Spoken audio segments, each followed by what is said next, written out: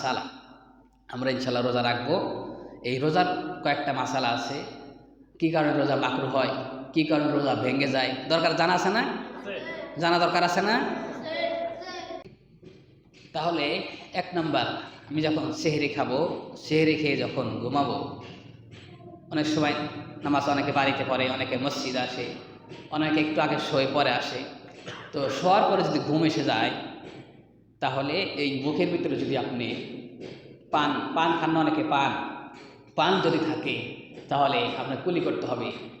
পান যদি থেকেই যায় কিছু অংশ, তাহলে রোজা মাকরু হবে, এই জন্য কুলি করবেন। এরপরে অনেকে ছোলা বুট খায়, খেজুর খায় সেহরির সময়। এই খেজুরের অংশ, ছোলা বুটের অংশ যদি আমার মুখের ভিতরে থাকতে না পারেন, তাহলে রোজা মাকরু হয়ে যাবে। খেয়াল করেন এই জিনিসগুলি, এটা আমাদের ভুল হয় কিন্তু অনেক হয় না এরকম, খেয়াল করেন।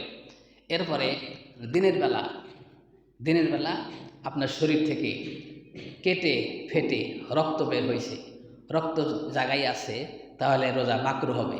আর যদি গড়ে নিচে পড়ে যায়, অন্য জায়গায় চলে যায়, তাহলে রোজা ভেঙে যাবে। ঠিক আছে? এরপরে আপনি রোজা রেখে এমনি আতর, সুরমা এগুলো ব্যবহার করতে পারবেন, কিন্তু বিরাজ করতে পারবেন না। ঠিক আছে? বিরাজ করতে পারবেন না। এরপরে আপনি যদি অসুস্থ হন কোনো কারণে, ইঞ্জেকশন দিতে হবে, ইঞ্জেকশন দেওয়া জায়েজ আছে, কোনো সমস্যা নেই। এবং রক্তও নেওয়া দেওয়া করতে পারবেন। অনেকে বলে রক্ত নেওয়া দেওয়া জায়েজ নেই, রক্তও নেওয়া দেওয়া করতে পারবেন। ঠিক আছে ইনশাআল্লাহ। এইভাবে আমরা রোজা খেয়াল করবো ইনশাআল্লাহ। এরপরে ইফতারের সময় আমরা সঠিকটাকে ইফতার করব। আরেকটা রোজা রাখা অবস্থায় দিনের বেলা, সেটা হলো রোজা যেন মাকরু না হয়। বেশি বক বক করলে, কথা বলতে থাকলে রোজা মাকরু হবে। অনর্থক কথা বললে রোজা মাকরু হবে। গালি দিলে, কাউকে গালি দিলে রোজা মাকরু হবে। ঠিক আছে? সময় অবস্থায় করলে রোজা মাকরু হবে। এরপরে আমার হাতের রোজা আছে, কানের রোজা আছে, মুখের রোজা আছে, পায়ের রোজা আছে। হাতের রোজা কি? হাত দিয়ে গুনাহ করা যাবে না। পায়ের রোজা কি? পা দিয়ে গুনাহ করা যাবে না। চোখের রোজা কি? চোখ দিয়ে অন্য কোনো নারীর দিকে তাকানো যাবে না। মোবাইলে অশ্লীল ছবি দেখা যাবে না, অশ্লীল কৌতুক দেখা যাবে না। এরপরে টিভি দেখা যাবে না। আপনার অনেকে বলে হুজুর সময় কাটে না, তো তাই একটু টিভি দেখি আর কি, একটু ছবি দেখি আর কি, একটু মোবাইলে কৌতুক দেখি আর কি। না, সময় কাটানোর জন্য ইস্তেগফার করেন, লা ইলাহা ইল্লাল্লাহ জিকির করেন, ঠিক না? ভালো একটা অজ দেখেন, গজল দেখেন, হজের ভিডিও দেখেন, ভালো জিনিস দেখেন। ঠিক আছে ইনশাআল্লাহ। এইভাবে আমাদের রোজাটাকে সহি করব। আমাদের রোজা যেন দুরুস্ত হয়, রোজা যেন সহি শুদ্ধ হয়, রোজা যেন কবুল হয়, এই জিনিসগুলো আমরা খেয়াল রাখবো। পারবেন ইনশাআল্লাহ? ইনশাআল্লাহ। দেখেন, রোজা রেখে যদি কেউ গুনাহ করে, রোজাও রাখে গুনাহও করে, সব গুনাহ করে সে। আল্লাহ নবী বলেন, তোমার রোজা রাখা না রাখা সমান, তুমি না খাইয়েই থাকলা, তোমার রোজা কবুল হলো না। বলেন নাউযুবিল্লাহ। এই জন্য রোজা রেখে আমাদের দ্বারা যেন গুনাহ না হয়। মনে থাকবেন ইনশাআল্লাহ। মানুষ ঘরে এসি লাগায় না, এসি যেই ঘরে লাগায়, ওই ঘরের মধ্যে যদি জানালার ফাঁক দিয়ে, দরজার ফাঁক দিয়ে কোনো জায়গায় একটু ফাঁক থাকে, একটু ফোঁটা থাকে, ওই জায়গা যদি ফোঁটা থাকে, তাহলে এসির কাজ বলেন করবে না।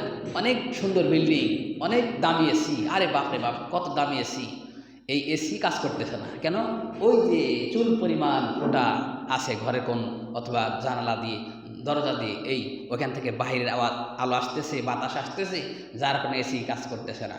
ঠিক তেমনিভাবে মুহাদ্দিসিন ইকরাম বলেন, আল্লাহর বান্দারা শোনেন, নবীর উম্মতেরা শোনেন, আল্লাহর বান্দারা শোনেন, আপনারা কষ্ট করে রোজা রাখবেন।